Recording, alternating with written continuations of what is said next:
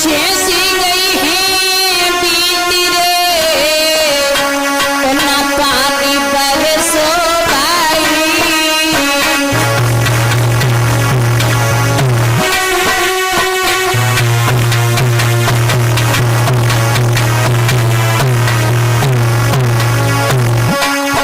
नदिया तालाब सूख गए ना नीर देत दिखाई।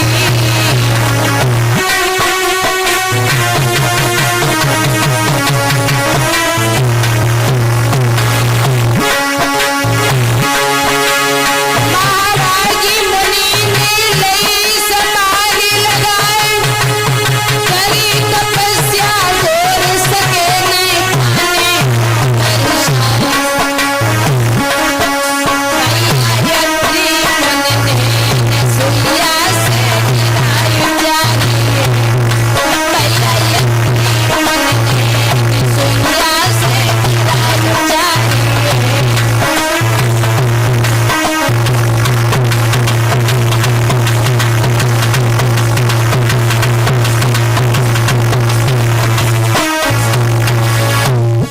महाराज अत्रि मुनि ने तपस्या करने के लिए जो बैठे हैं,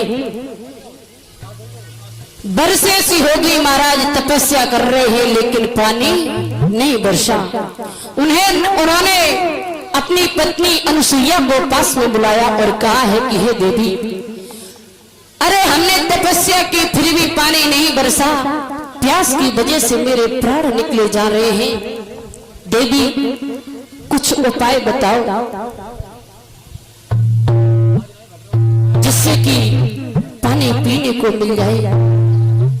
इधर से बाबा नारद घूमते हुए पहुंचे, देख रहे हैं कि अनुसुईया बैठी है और उनके पति समाधि में लीन है, तपस्या कर रहे हैं लेकिन पानी नहीं बरसा। जब बाबा नारद ने नजर बढ़ा करके देखा कि बैठी अनुसुईया नारी बचनी उच्चारी कही तपधारी, अब है कभी जा से बाहर प्यारी लग रही प्यासा भारी। अत्रि मुनि कहने लगे कि हे देवी, अब प्यास की वजह से मेरे प्राण निकले जा रहे हैं, कुछ उपाय सोचो जिससे कि मुझे पानी पीने को मिल जाए।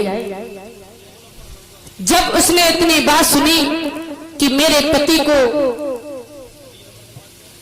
बहुत तेज प्यास लगी है,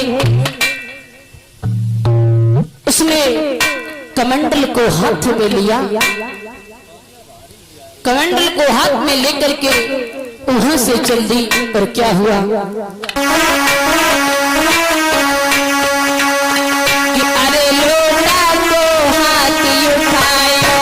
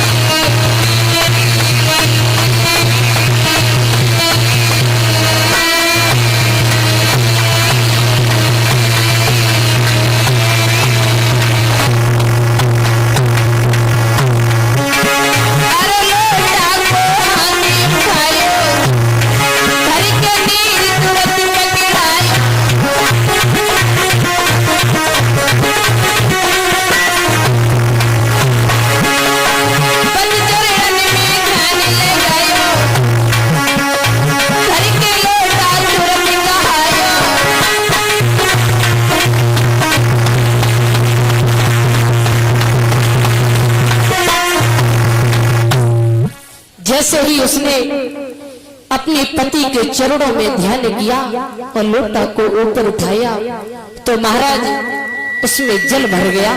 और जैसे ही उसमें उस कमंडल में पानी भरा है तो उसने अपने पति के पास में जाकर के कहा कि हे देवी, बोली है कि हे नाथ लो पानी पी लो। अत्रि मुनि कहने लगे कि अरे देवी, अरे पानी नहीं बरसा, तुम पानी कहां से लाई हो?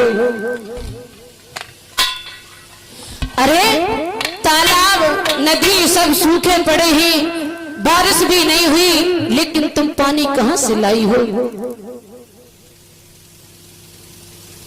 इधर बाबा नारद जो थे दूर से खड़े हुए देख रहे थे कि अनसुईया ने अपने पति के चरणों को ध्यान किया और कमंडल में जल भर लिया कि नारद मुनि ने देख के कि दिल में करो विचार, बिन बरसा पानी भरो सो धन्य अनसुईया नार। इसने तो बिना बारिश के अपने पति को पानी पिला दिया। अब तो बाबा नारद ने देखा कि इससे बड़ा पतिव्रता, इससे बड़ी कोई पतिव्रता नहीं है कि खड़े खड़े ही रह गए, बीड़ा लई उठाए, जय अनसुईया जय अनसुईया रटना दही लगाए। बाबा नारद ने बीड़ा उठाया और वहां से चल दिए। जय अनसुईया का गुणगान करते हुए जा रहे हैं, लेकिन नारायण नारायण कहना भूल गए। महाराज जब बाबा नारद वहां से चले तो स्वर्ग लोक में आए। जब स्वर्ग लोक में आ गए तो उन्होंने देखा वहां पर तीनों देवियां बैठी हुई थी। कौन? ब्रह्माणी, मां लक्ष्मी और पार्वती। तीनों देवियां बैठी हुई हैं, आपस में बातचीत कर रही हैं। इधर से बाबा नारद पहुंचे। तीनों देवियां कहने लगी कि बाबा नारद आज बड़े दिनों में दिखाई दिए, आज बड़े दिनों में दिखाई दिए, लेकिन जब ये बात कही है तो तीनों सोचने लगी कि ऐसा करो, बाबा नारद से ये पूछो कि इस संसार में सबसे बड़ी पतिव्रता स्त्री कौन है? तो मां लक्ष्मी कहने लगी, लला नारद हमें ये बताओ संसार में सबसे बड़ी पतिव्रता स्त्री कौन है?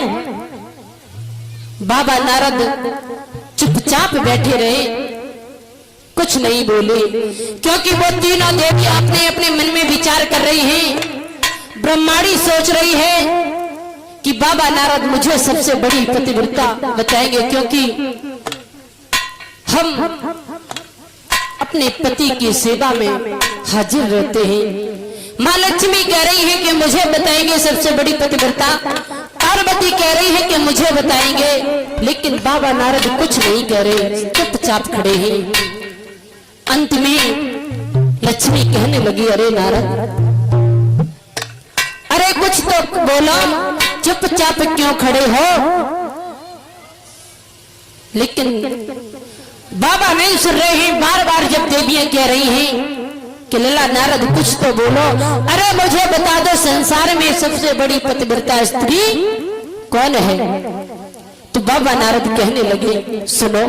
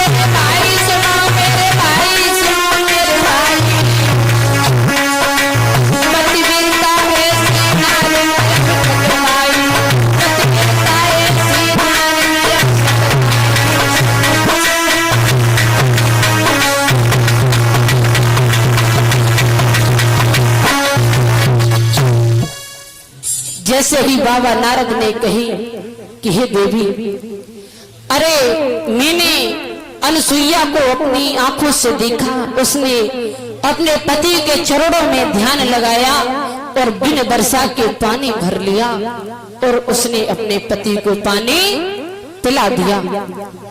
अरे अनसुईया जैसी पतिव्रता औरत स्त्री मेरी नजर में अभी तक नहीं आई। तीनों देवियों को ऐसा लगा मानो हजारों बिच्छुओं ने एक साथ टंक मार दिया हो, लेकिन तीनों उदास हो गई। बाबा नारद जो थे वहां से चले आए। जब तीनों देव घर पहुंचे हैं तो घर पहुंच करके देखा है, अपनी अपनी पतियों के पास में पहुंचे। जब अपनी अपनी पत्नियों के पास में पहुंचे हैं तो देखा है कि उदास बैठी है। तो देव कहने लगे, क्या बात है देवी, आज उदास क्यों हो? बोले बाबा नारद आए थे, मैंने उनसे पूछा कि सबसे बड़ी पतिव्रता स्त्री कौन है, तो वो अनसुईया को बता रहे थे। अरे कुछ भी करो, उस अनसुईया के पतिव्रत धर्म को नष्ट करके आओ, अरे उसके सतीत्व को डिगा दो। महाराज तीनों देवियां अपने अपने पति से कह रही हैं कि उसके कुछ भी करो, पतिव्रत धर्म जो है उसका नष्ट कर दो। एक बात सुनना महाराज, क्योंकि ब्रह्मा के पुत्र अत्रि मुनि की पत्नी थी अनसुईया, उनके पुत्र की बहू, लेकिन उससे भी घृणा